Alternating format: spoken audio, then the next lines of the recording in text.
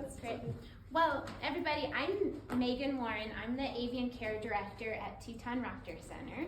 And I've worked there for the last 12 years. I actually started as a volunteer and then an intern and fell in love with raptors and just said, please, please give me a job. And so I've been there ever since.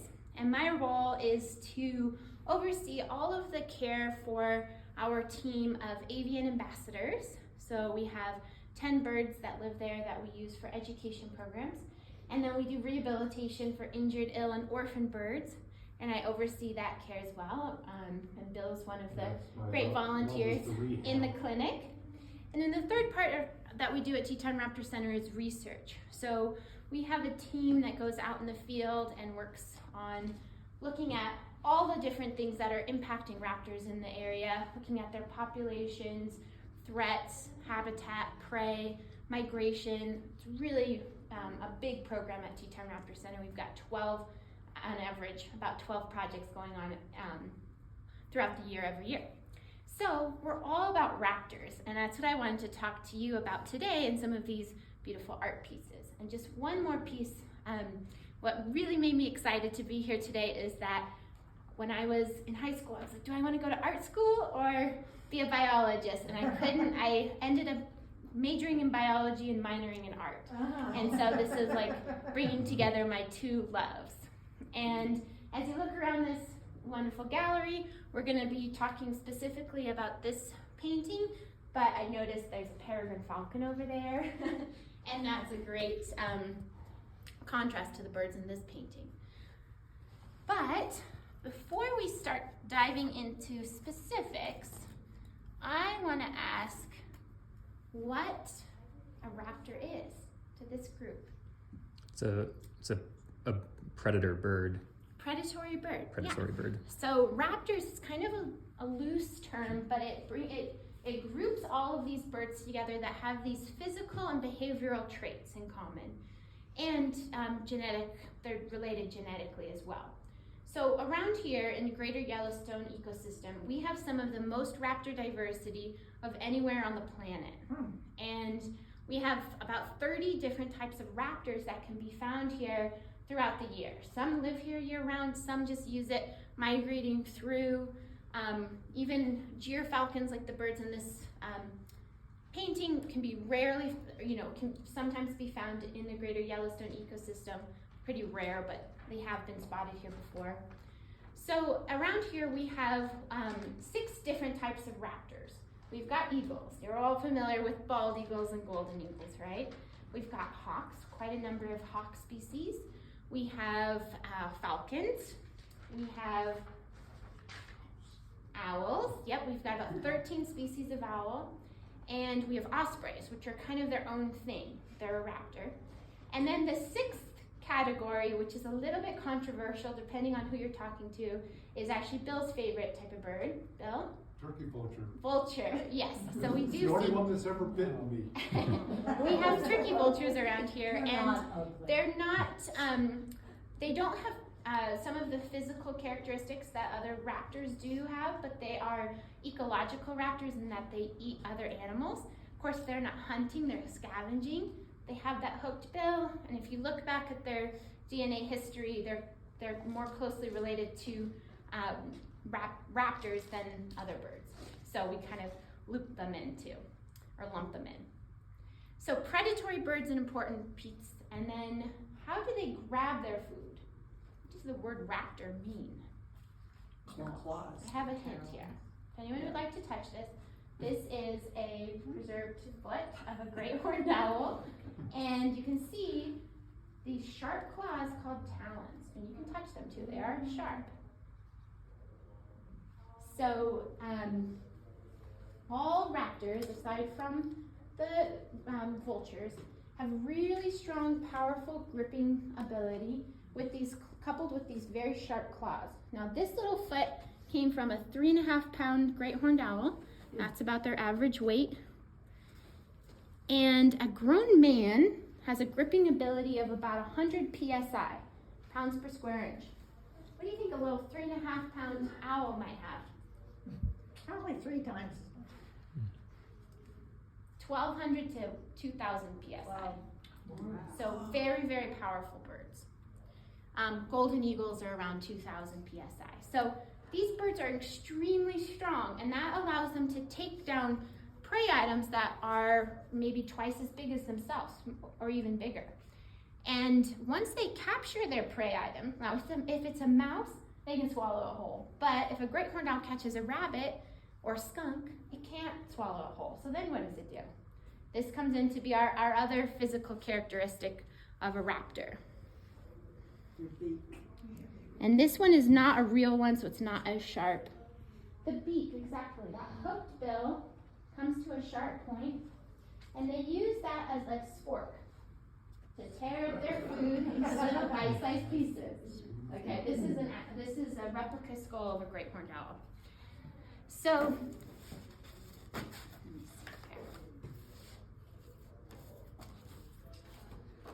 all raptors, and vultures included, have this hooked bill that comes to a sharp point that they use to tear up their food. And that makes a raptor different from a robin, which is a songbird that is a predatory bird. They hunt and kill other animals, like worms.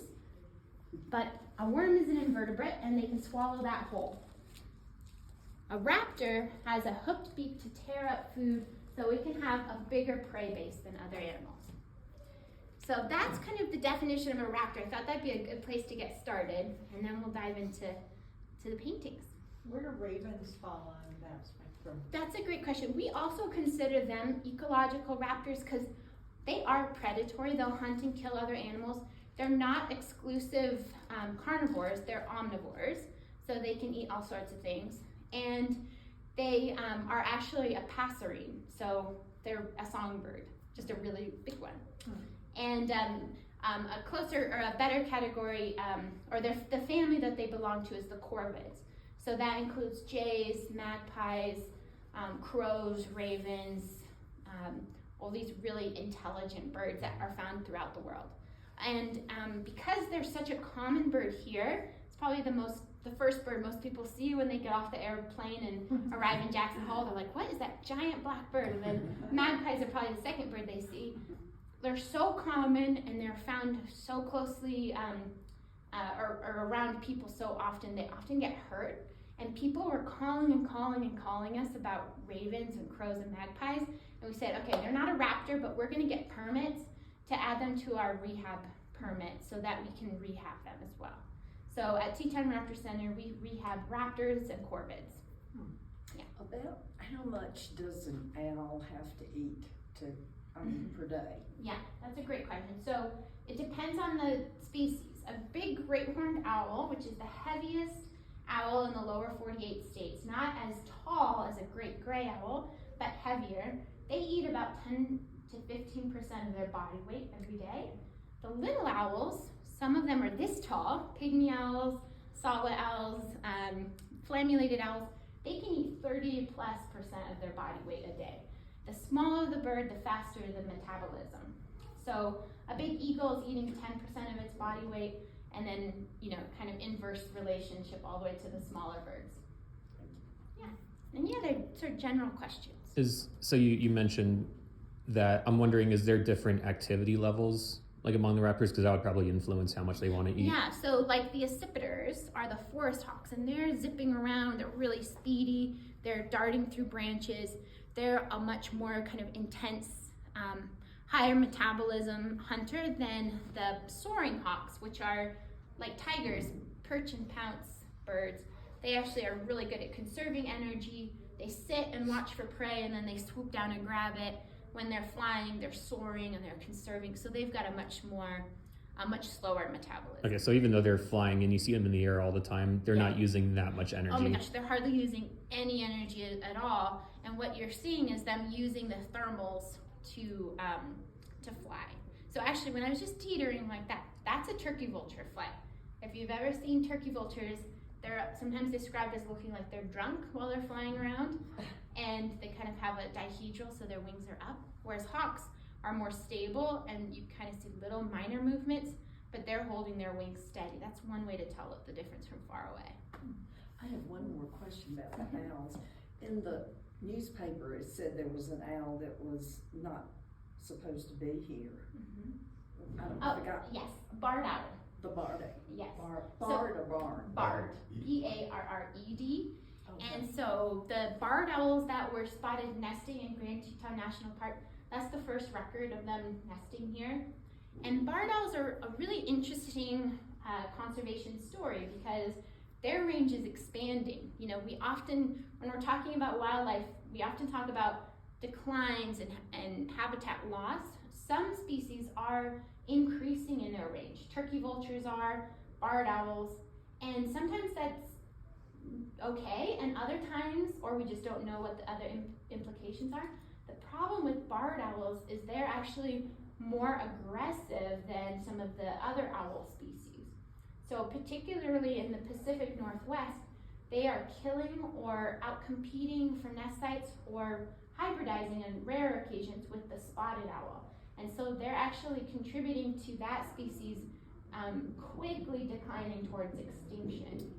And here, there's, you know, the great gray owl. Even though it's a bigger owl, the concern is that the barred owl will outcompete for nest sites and move them out of those territories. So we're gonna we'll have to keep a close eye on how it all goes. Still really early.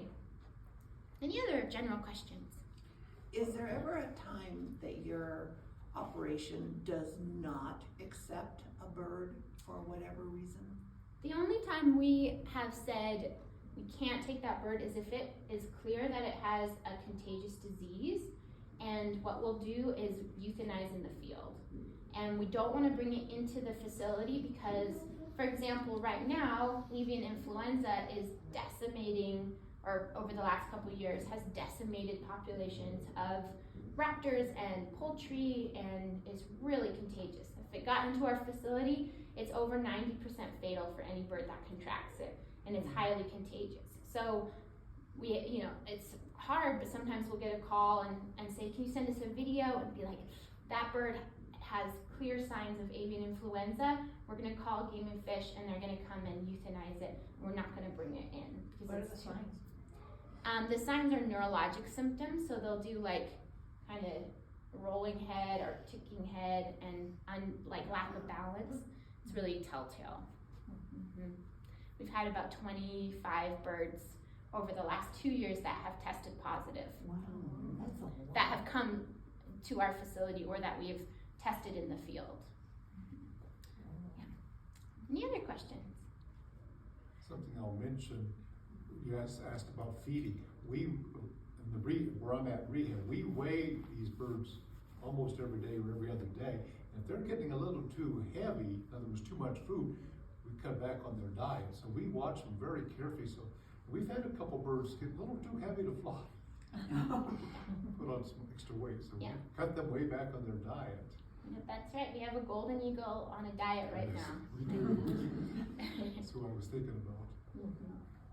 Well, as you're looking at this painting, I want to ask, what kind of thoughts have you had or questions have you had about this particular one? Why are they killing it? Why are they killing it? Okay, that's a good question. Any others before I jump into that one? My thoughts on it, because it's my interpretation of it.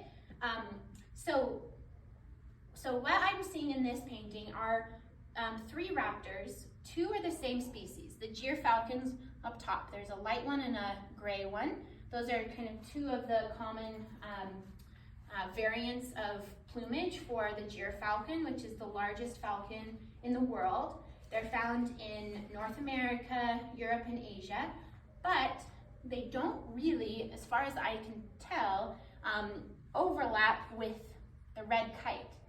But what you notice in these gyrfalcons is that they're all wearing jesses and anklets. So these are falconry birds. And falconry is a practice that or a hunting practice that has roots back to 2000 BC in ancient China and 1700 BC in the Middle East, where people will actually capture wild birds, train them to hunt with them, and go out and hunt quarry. So usually with gyrfalcons, you're hunting things like other birds or rabbits and hares. And so in this case, they're killing a red kite. And from what I understand, gyrfalcons have been known in the wilds to hunt and kill other raptors, including other falcons, owls, and hawks. But as far as like natural overlap, these two species don't overlap. So in this painting, or what I'm seeing, is a falconer's gone out with two birds. When you're hunting with two birds, it's sometimes referred to as a cast, where they're working together. And then maybe they either have already killed something, and this scavenging bird has come along and they are having a conflict over that, whatever they've already killed, or they see that bird and their hunting drive is so powered up, they're both just going after it.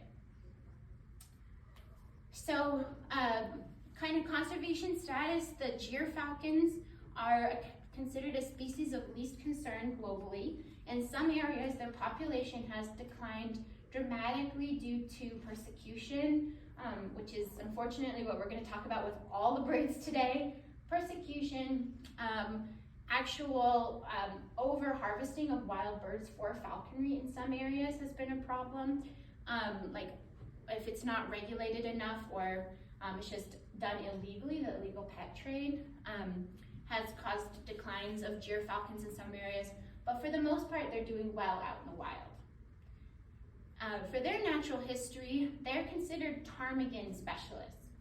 And sometimes ptarmigans are pure white, right? And these birds are found up in the Arctic. So how do you think a gyrfalcon finds a white bird in a white landscape? Sound. Sound? Good thought. Smell? No and no. Good thoughts. Those are things that other raptors will use to hunt. Movement? Movement, but white on white? This is a trick question. It's their eyesight. They can see in the ultraviolet spectrum. So the world looks totally different to a falcon than it does to other animals. So they actually see a sort of pinkish, glowing bird out on the landscape, and that is how they are able to find white ptarmigan in a white landscape. These birds are also able to see for miles around. They're also really fast and they're really powerful. So to me, it doesn't seem fair to the ptarmigans that these birds are out there, but they, obviously have found a good balance. What other question, Megan? Uh-huh. So in the lower left-hand corner, there's two hares running away. Oh yeah, so maybe they were competing. So that's a great spot. Would they both eat hares? Yes. They would. So a red kite is considered a generalist. They're going to go after small mammals, but they will go after rabbits. They'll go after reptiles, other birds, and they will scavenge too. So one thing you can see is red kites actually scavenging nowadays on dump sites, and they're looking for offal and other meats in dumps. That's where you can often find them. But that's a really good observation that I didn't quite notice on the photo. But yes, you can see the two hares going off. So maybe the falcons were going after the hares, and the red kite was just in the wrong place at the wrong time, and so they're attacking. Couple fun facts about gyrfalcons is that there's a huge sexual dimorphism. The females are quite a bit larger than the males. The males can be about 65% the size of the female. And that's common in a lot of raptors, where the female can be quite a bit larger. And then same with red kites, the females tend to be larger, but there's a bigger size difference in gyrfalcons than there are in some other raptors. Is there an evolutionary explanation for that? You ever laid an egg? Well, that is one thought, is that the female does the egg laying, so having a bigger body means a bigger egg, and then your chick is just starting at a bigger size. But there's also consideration that maybe it's to do with the splitting up the job description between the male and female. Like the female has a bigger body to incubate the eggs, while the male goes off and brings back lots of little small prey items to feed to the female and to the chicks. And then when the chicks get a little older and the female can leave, both of them will hunt, but they're not competing for the same prey, because the female's going for larger things and the male's going for smaller things. But the real answer is we still don't know. It's still a mystery. Mm-hmm. So they wouldn't eat that litter during the research? I mean, if they killed it, they would eat it. Yeah, it's just because this is a falconry scenario, these species wouldn't normally overlap. Gyrfalcons are found in Europe, but not really in the United Kingdom. And red kites are found in the UK and throughout Europe. So I guess they could overlap, but I think this painter is British, is that right? German, isn't Oh, he? he's German. I often wonder if these birds were painted from life or from like a stuffed specimen. Is there anything in their postures or bodies that gives you an indication of whether they might be living or no longer living? Not that I can tell. I mean, I think they're, like the first time I saw it, I wondered about the size of the kite to the gyrfalcons, but as I studied it a little more, I think the size seems appropriate, like the relative sizes. And then, I mean, I think all of the shape of the feathers and everything looks really accurate to me. Mm-hmm. Does anyone know what the wing feathers are called? Primaries, yep. So raptors have 10 primaries. 1, 2, 3, 4, 5, 6, 7, 8, 9, 10. Maybe there's a couple missing there. Could have been ripped out.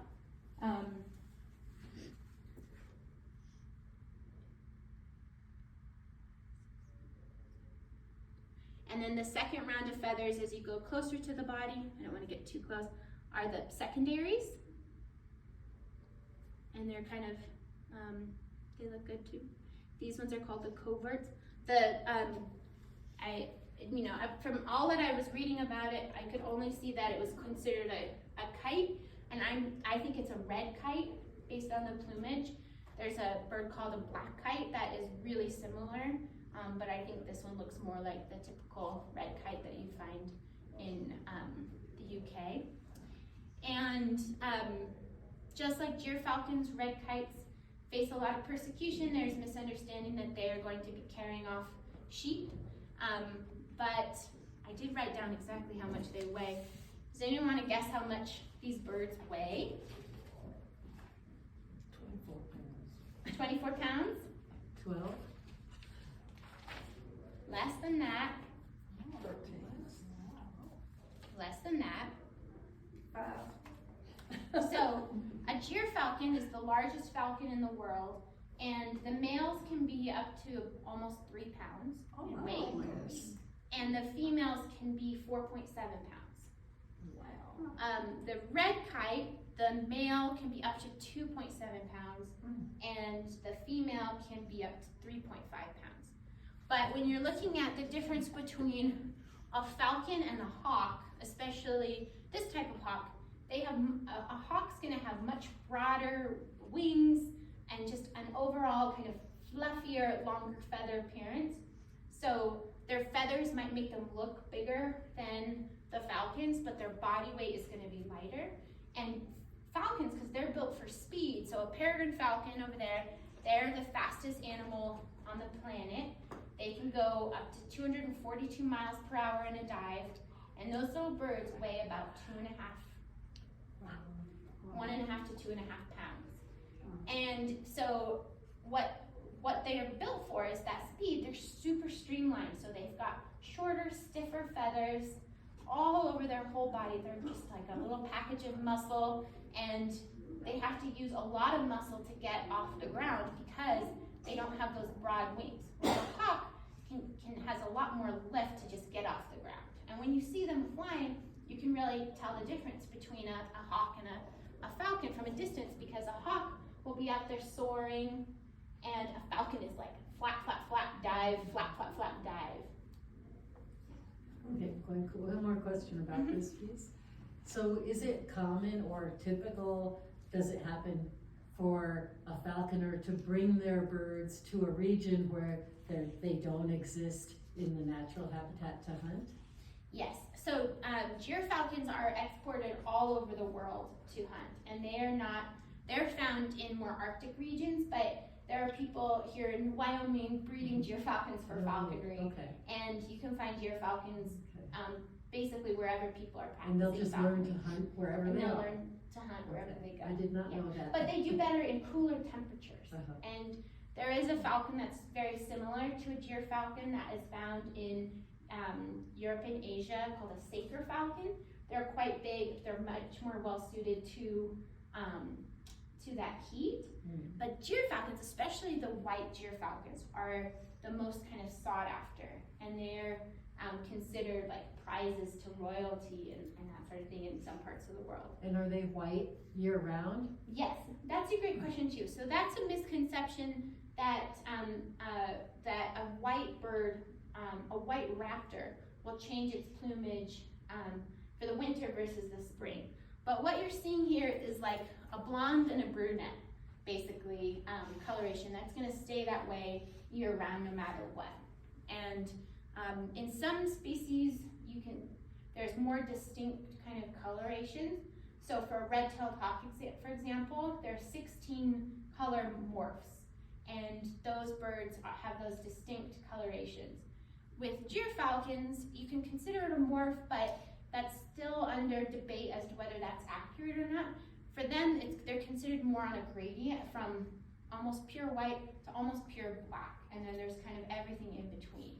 So you kind of break it up into 3 categories of the gray in the middle, and then the dark and white gyrfalcons. Thank you. And you'll also notice that these birds have no feathers on their feet, unlike this owl. We talk about how this owl foot looks pretty comfortable for winter weather, right? But gyrfalcons have naked little feet, just scales. So how do they stay warm all winter long?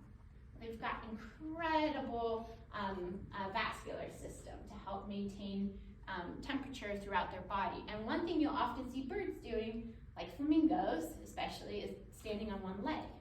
Well, when it's a cold weather bird, they'll tuck their feather up, or their foot up under their feathers and keep it warm. And then they'll swap. And that's how they kind of keep warm on cold days, cold nights.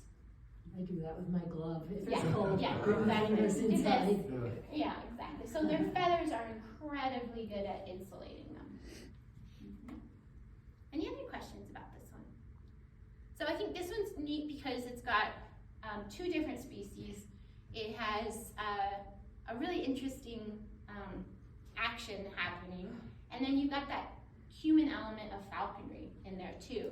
So if people ask what's on their legs, the part that goes around their legs is called the anklet, and the strap is called a jess. And that is actually used by the falconer to hold on to the bird when they're trying to keep them where they want them to be kept, or tethering them to a perch or something like that.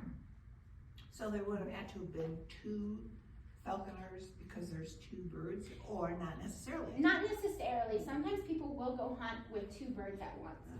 It's a little bit more tricky because you have to manage 2 different birds at the same time, but some raptors do hunt cooperatively.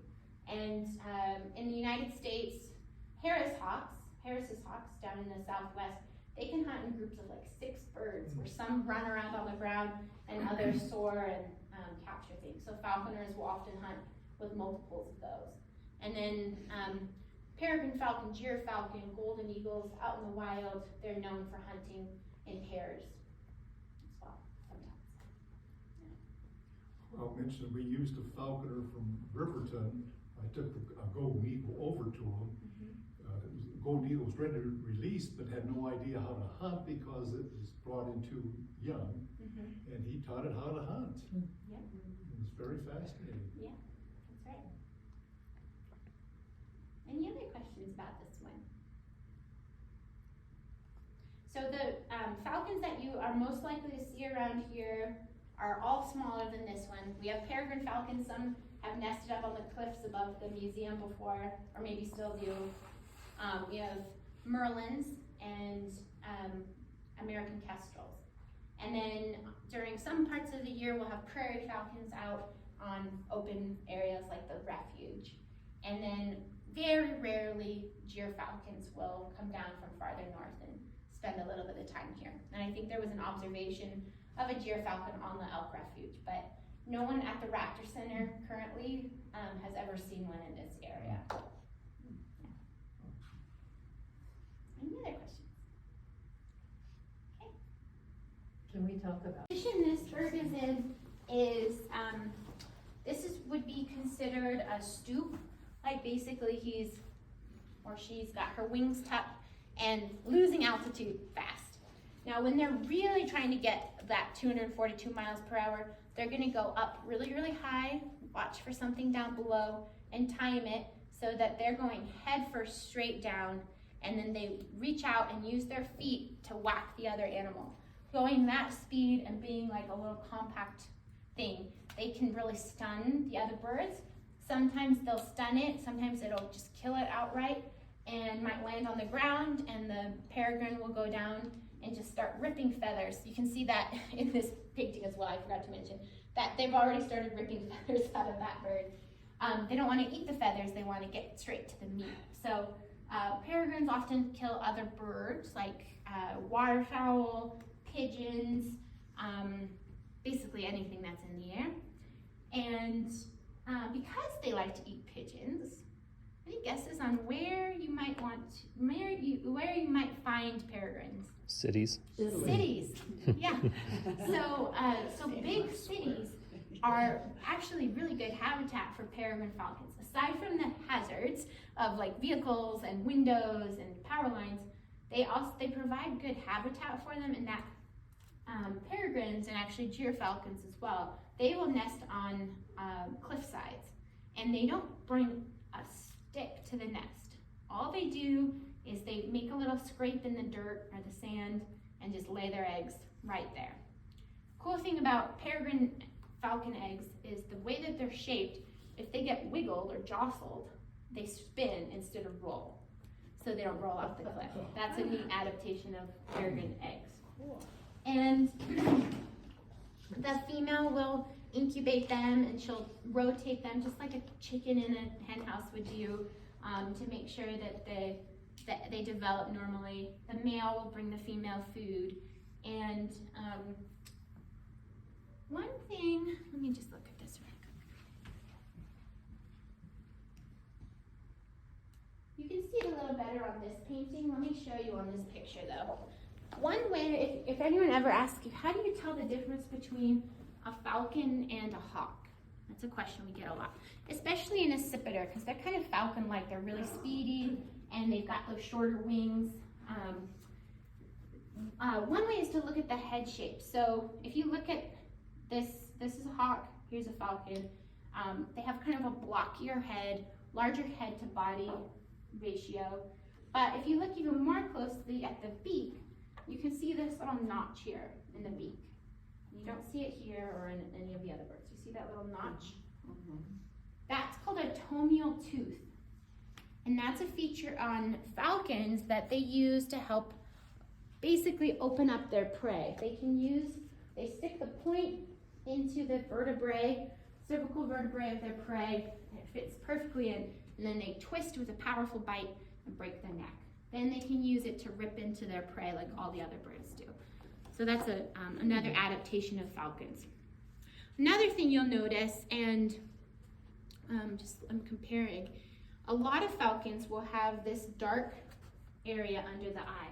So you see how it kind of comes down, almost like a cheetah's stripe under the eye. See this on a lot of fast animals. And that's called a malar stripe. And that actually works like football players with their dark, under eye dark. Eye black. Eye black, thank you.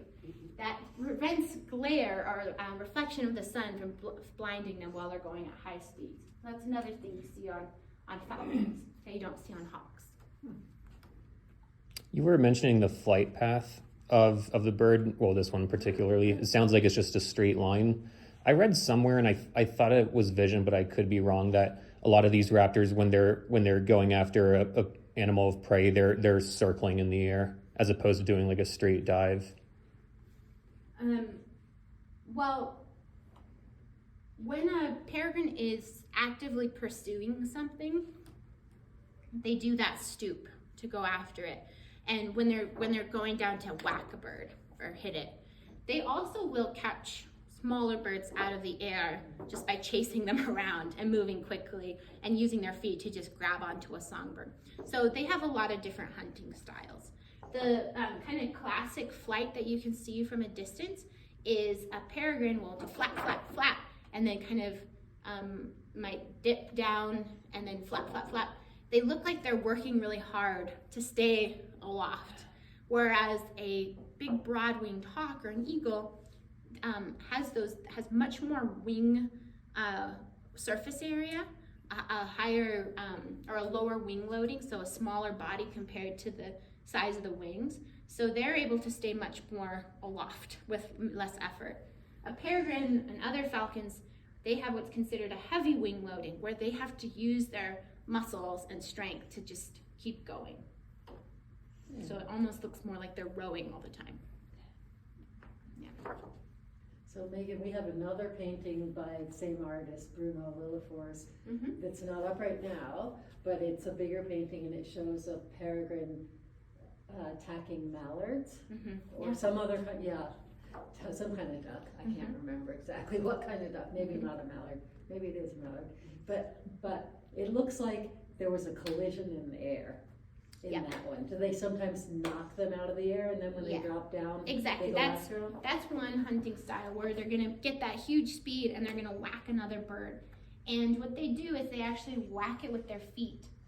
And a peregrine's feet are much less rigid than the other birds. So I mentioned they have that powerful bite.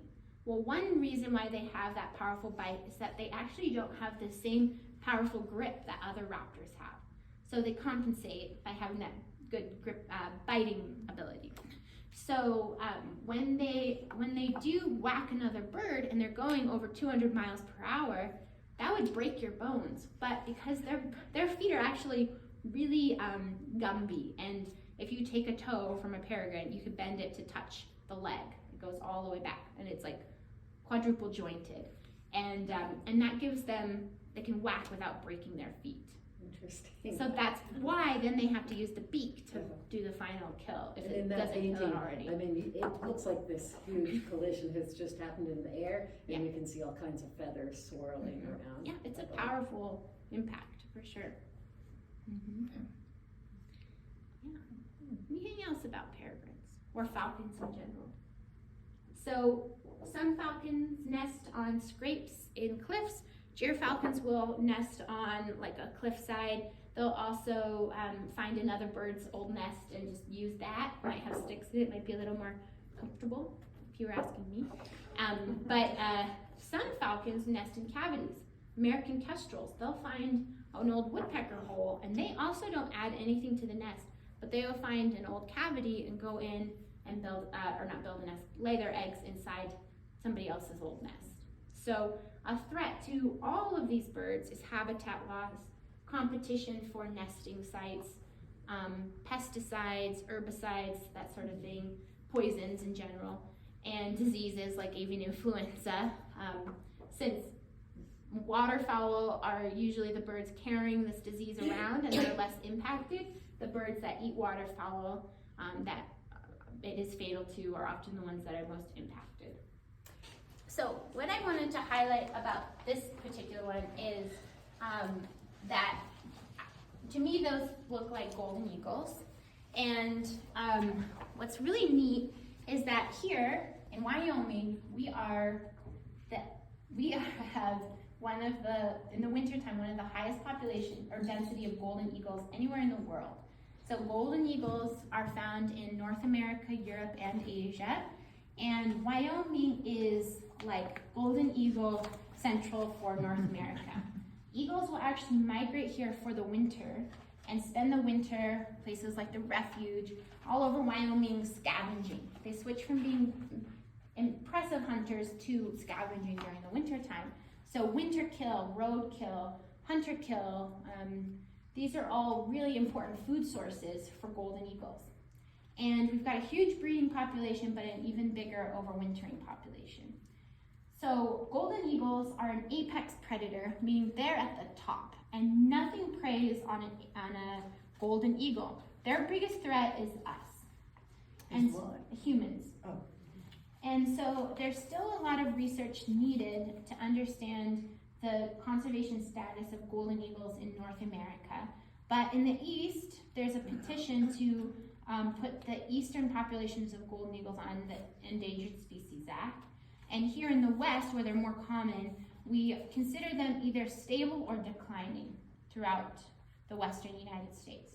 So what kind of threats do you think are facing golden eagles? If there's scavengers, lead. Lead.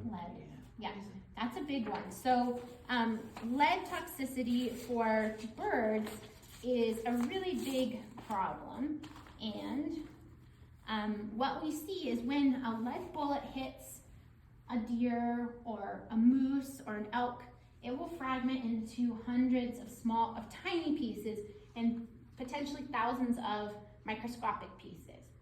The smaller the piece of lead, the more dangerous it is because the more easily it is absorbed into the bloodstream. So a bigger chunk might just pass through and it's going to cause harm, but it's not going to be as readily absorbed as the teeny tiny pieces.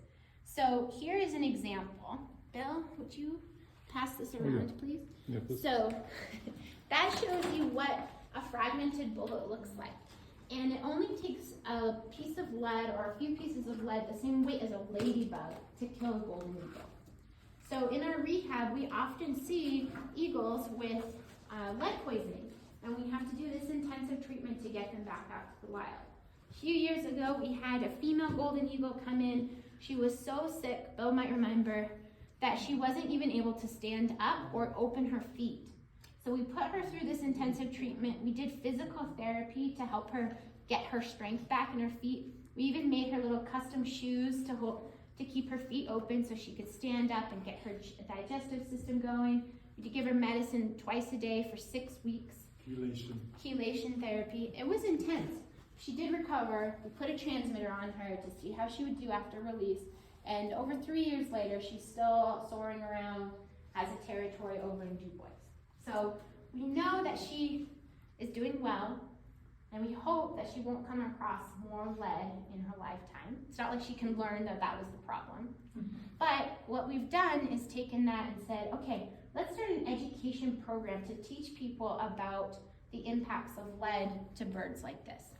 And it's just something, if you want to talk about some of the conservation stats, that's something you could point out is like simple choices like for golden eagles choosing non-lead ammunition, supporting wildlife crossings so that there's not as much roadkill on the road attracting eagles to the road where they then become roadkill. For falcons, it's about, DDT was a major issue for peregrine falcons, not so much for deer falcons because of their habitat, but there are a lot of things that we can do to help live with them a little bit better, right? So that was my eagle soapbox. Sorry, can I just clarify one thing? Mm-hmm. So those are golden eagles, like Yeah. you're 100% sure? Well, yes, because, okay, so this is why I think it's a golden eagle. Because of the coloration, right? It looks like the one that's landing has a lighter patch of feathering on the back of the head, and that's telltale for a golden eagle. And then the habitat. So it looks like they're in a big, open, sort of dry-looking area, and that's golden eagle habitat, not bald eagle habitat.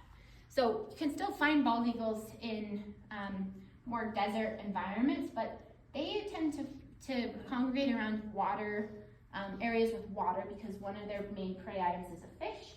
Whereas golden eagles, they like big open and scrub land, and they're going after things like jackrabbits and other hares, small mammals. And golden eagles will often use rocks like this to perch on. The top of the rock looks light, and that could be the sun, but it also could be urates from lots of use. So that could be eagle pee, essentially. It's not water soluble, so it can last for decades. And eagles are really, they have a strong fidelity to nest sites. And so they will use the same nest site for the entire life of the eagle, which could be 30 years that they're breeding out there or more. And then that also can be used for generations. So there are some eagle nests that have, we know have been in use for over 400 years or more. So strong nest fidelity. Sometimes a nest will be abandoned and for 20 years and then found by another pair and used again. So habitat protection for golden eagles is another important thing. They need these specific nest sites to be able to carry on raising young. What about white wind turbine blades? Yes. That's Yeah. another big threat to golden eagles. So for golden eagles, the main threats are habitat loss, basically all energy. So whether it's fossil fuels or wind energy, both have different types of threats for eagles. So people often ask us, why can't the eagle just see the giant blade and avoid it? Well, as an apex predator, they're not used to looking over their shoulder to see, or up to see if something's coming after them. They are used to keeping their focus on the ground and the surrounding area below them. Those blades are also much faster moving than it looks like to us. So I think the tip of the blade can be going like 225 miles per hour, whipping around. So as a bird flies through, that's really fast. The other challenge is that the wind turbines are often put up in areas where golden eagles frequent. So for an eagle and a turbine, you want unpopulated areas with lots of wind, and so they overlap. And I know we want to focus more on the art, but we do have, like, that's another way to conserve raptors, is to actually take a look at all the habitat and say, this is good for wind and it's not really being used by eagles, so let's prioritize that area for wind development. This is great for wind, but it's really heavily used by eagles, so let's not, to protect the eagles. And so our team helped develop a tool for land use based on eagle conservation. So, The area I grew up in, Wyoming, the Bighorns is where a lot of the bald eagles are, and I see the turbines all the time. And we get asked, I've been asked a couple times, I'm sure others have too here, on decline or stuff like that, and we can explain that the wind turbines and lead, of course, I always mention lead. Yep. I do think there was a study done that they decided that if they painted them yellow, the birds would see it better. A lot of birds flying. I saw something in the last few weeks that the turbines, and this sounds crazy expensive and complicated, that they pretty much develop motion sensors, so they can detect when an eagle's coming in and reduced fatalities by something pretty significant, like 80% or something. They have them down in Evanston, because they used to pay a person like a fire watch to sit up and get the things turned off. Yeah, I think there's been a lot of different strategies to try and reduce mortality, and painting them in Europe, I think, has been proven successful, but it's, more complicated here in the US because of air traffic control regulations. There's things at a certain height have to be white. And so there's laws in place that make that more difficult. So back to the painting. Does that look like a nest site? I mean, could that be a nest site? It could be, yep, it could be. And what I was just about to say is the posture of the bird on the rock and the one flying in, to me that looks like an adult doing a food delivery to a young bird. Now, raptors grow to full size before they leave the nest, or almost full size. So you can see 2 birds in the nest, or 3 birds at the nest, and think, oh, there's those are all adults, but actually the young, they grow to full size and they're still kind of finishing growing out some of their longest feathers when they leave the nest, but they look about the same size as the adults. And so they're often mistaken for adult birds. So I think that could be a nest site up there on top. Eagles will build a nest. You don't see any sticks there, so it's hard to say if that really, if on the other side is the nest, because we can't see it from this side. But it could also be that, there's a nest site on the other side, and then the young bird's older, so it hopped up to the top of the rock, and it's watching its parents bring in food from there. Those are all just interpretations. Sagebrush, a super important habitat here in Wyoming, and it often doesn't get, it gets overlooked because it's not, you know, a redwood forest or a coral reef, but sagebrush is really important habitat for a lot of wildlife here in Wyoming. Quick question on sagebrush. I just think where I grew up in the Bighorns, we have a lot of rattlesnakes. Do they go after rattlesnakes Yep, or not? eagles eat snakes. Good. They do. Have Yep. all the rattlesnakes And they they're want. considered generalists as well. They will go for things like snakes and marmots and prairie dogs, all the way up to bighorns, pronghorns, foxes, coyotes, wolves. They are really powerful. So peregrine falcons can go 242 miles per hour in a dive. They're a small bird. These birds, which can be 7 to 15 pounds in weight, the male's around 7, the female's 14, or there's a, you know, that's the range. They can go 190 miles per hour in a dive. So that's really fast for such a big bird, and they're so powerful. And that is how a big bird like this would take down a pronghorn. They do like a somersault with it. Pronghorns are the second fastest land animal in the world after the cheetah. And their main predators are not nearly as fast as them, so those other predators have to go for sick and injured ones, and then the bird that probably drives, or the animal that drives them to be so fast. Now that cheetahs are no longer found in North America, but were, millennia ago, is golden eagles, because they're so fast. So they still kill them. For bighorn sheep and other large predators, and this is a great segue for the bearded vulture painting, is eagles will actually pull some large animals off cliffs in North America, Europe, and Asia, and they'll kind of harass them on the cliffside, pull them, let them drop, and then go down and eat them down below. It's hard to comprehend that they would hunt bighorn sheep and those bigger animals. Do they ever hunt in packs, or are they more kind of like they're found only in like family units? They'll hunt in pairs. Okay. They'll hunt solitarily or in pairs. So that's another thing. It's like, okay, you're huge, your gripping strengths are on 2,000 PSI, you can go 190 miles per hour, you can see for 2 miles all around you. It's like unstoppable for a golden eagle. But they need a lot of conservation because they are facing a lot of threats out there, and it's all pretty much due to us. Their young can get preyed on by other animals too. That's important to note. Sometimes they'll nest on cliffs, rocks, occasionally in trees, but in areas where there's no cliffs, rocks, big rocks or trees, they'll nest right on top of little hills and have a ground nest, and then their young are more vulnerable to predation.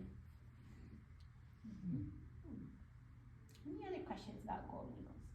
I think the main takeaway for me on this one is habitat protection. They need a lot of space, a lot more space than a bald eagle because of their hunting style. I thought of one question. Oh. I was really pumped last winter because I thought I saw a golden eagle because there was a carcass at our entrance. But someone told me, probably someone in this room told me that baby bald eagles could have like black plumage. So maybe it wasn't a golden eagle I saw. It was probably it might have been a bald eagle, just a young one. Yes. Are there like other telltale signs so I can know for sure Yes. what I'm looking at? Yes. Let me get my little guide. Okay. So this is neat because this actually has baby golden eagle, or immature golden eagle, and an immature bald eagle. So as I walk around, this is the immature golden eagle. You can see it's got a light patch here on the basically the hand part of the wing, and then a big white band on the tail. These will disappear and it will become all dark as it gets older. You'll notice that he has a yellow sear, the skin around the beak, and then a black tipped beak. This is a immature bald eagle, and you can see they've got more kind of a mottled appearance all throughout. And if you look at it, you can also tell how much beefier that beak is on a bald eagle than it is on a golden eagle. What do you mean by mottled appearance? Like kind of splotchy, Okay. white and black. So splotchy, immature golden eagle. You can also see very yellow feet, yellow scaly legs on a bald eagle, whereas a golden eagle has feathered legs all the way to where their toes start. So it's sort of speckly, splotchy, immature bald eagle, and immature golden with the white patches and the white tail. Bigger, beefier beak on a bald. This is one I just really didn't know much about, and I, as I was, getting ready for the high school group that I came for a few weeks ago, I was just like, this is the coolest bird ever. And looking at it, you're like, okay, it's got a beard, it's got a red eye ring, it's just got this sort of crazy feathering all over it. It looks like it could be just a fantasy bird, but this is really what they look like. And I just think they're so cool. So this is a bearded vulture and an ibex. And what's happening in this painting, you can see there's blood on the ibex. This was painted at a time when it was thought that bearded vultures were actually carrying off babies, human babies, and sheep, and for that reason they were being driven to extinction by persecution. People thought that they were ripping ibexes off the cliffs, and that myth has been kind of busted.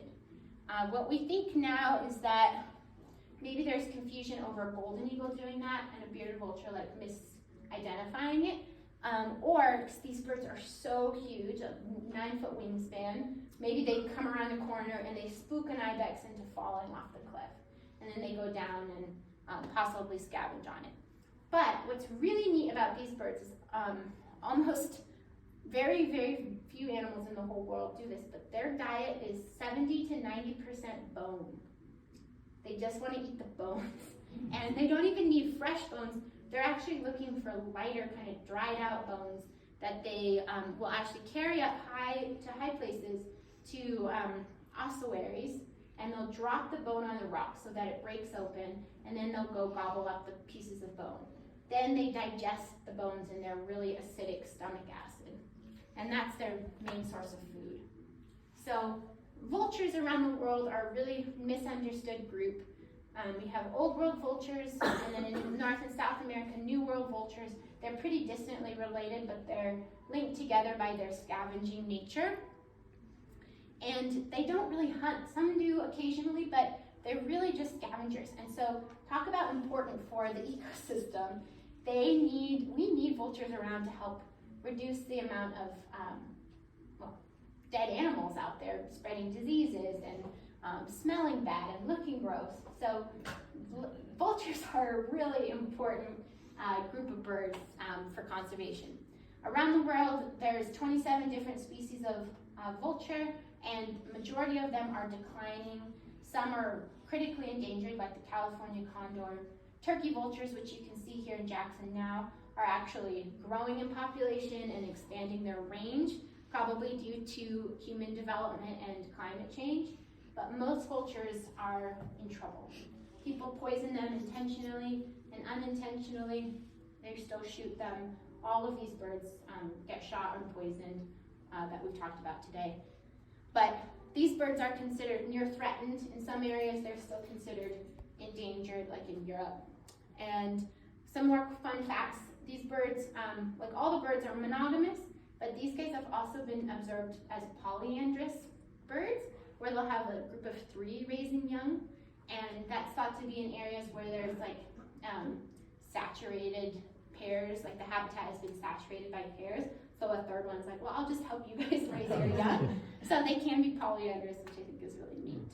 So did I misunderstand that the myth that's been busted is the vultures will intentionally knock down the ibex? So why the blood? Is that just an unrealistic? Yeah, that's just I think artistic liberty, yeah. And also at the time that this was painted, these birds, that was what people thought. They thought they were carrying off babies too, which has also been busted. So did you say a condor is actually a vulture? Yeah, Ah. they're in that vulture family. Yeah. Any questions about? Where is blood? Did you say you see? Oh, blood? yes. So here on the belly of the ibex, you can see a little bit of blood down there. And this is really where they live. They live in mountainous areas. They nest in caves, which I also think is so cool. And ibex can be found just right on the edge of the cliff with those little hooves, that are so good for standing on uneven ground and maneuvering through the rocks. Golden eagles will take advantage of them being so close to the cliff edge and pull them off. But these birds, they eat bones, so they want to find things that are already dead and ripped apart and then scavenge on that.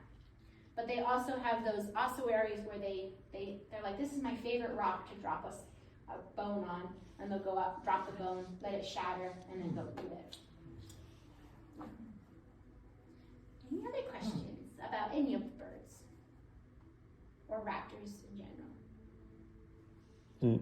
And, can we talk about the UTEC painting Yes. right over here? Yes, and I actually printed out some stats for this one because they're kind of astounding. So I think this one was painted in 2007. Yes. And so we're going to start at the top and go through each bird. Just kidding. But what you can see here, these are North American birds. We've got hawk owls here. We have great gray owls. This is looks like a long-eared owl, except doesn't have the tufts up. And lots of waterfowl, songbirds, mammals. But what I was thinking about with this particular painting is, it's just the idea of migration and how many birds this area and all areas can sustain, but really, this is the downer part of it, how many birds we've lost. So it's estimated that in the, since the 70s, let me find it.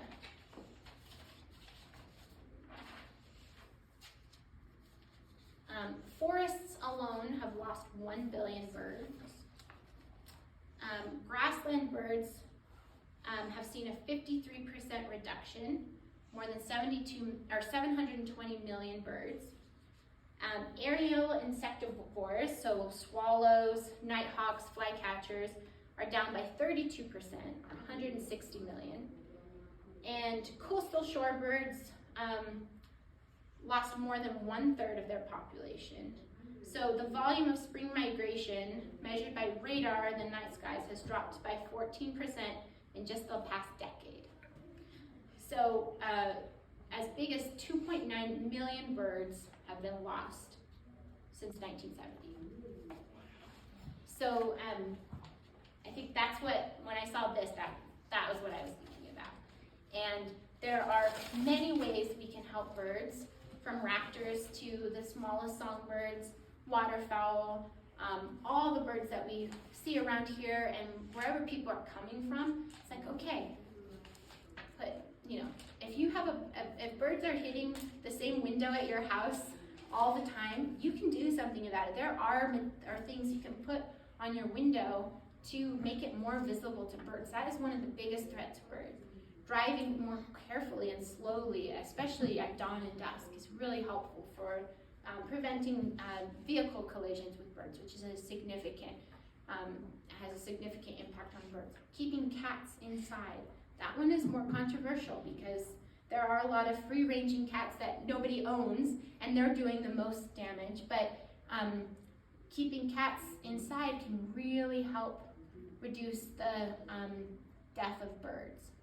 And then poisons, so choosing non-lethal or non-poisonous measures for rodent control, for example, is really helpful. Because rat poison is poison, so you put it out there, an owl eats a mouse that has eaten rat poison, then the owl has the rat poison. So reducing the use of poisons, or at least managing it better. Keeping trash off the sides of the roads, or as you go on a walk, picking up string that birds will use in their nests. Can't tell you how many birds we've had come in tangled up in fishing line and baling twine with traumatic injuries that are unfixable. So those are kinds of the things that this painting particularly made me think of. And then I think the biggest one is climate change, which just exacerbates all those other issues too. So, What's your opinion of bird feeders? Ooh, that's a good one. Yeah, well, I would say this. I think I am supportive of bird feeders, but but I think that hanging bird feeders, or I know that hanging bird feeders are superior than to platform bird feeders because they're more hygienic. So you're providing a food source, and I think, okay, well, I built my house here, and so I'm putting up a bird feeder to kind of compensate, but I don't want birds to be hitting my window to go after the bird feeder, and I don't want my bird feeder to be a source of disease. So having a hanging bird feeder is more hygienic, so as they poop when they land on the bird feeder, it goes down below instead of on the platform that they're tracking through, and you can clean them really easily, so keeping them mold-free, washing them a few times a season is really important. Any other questions?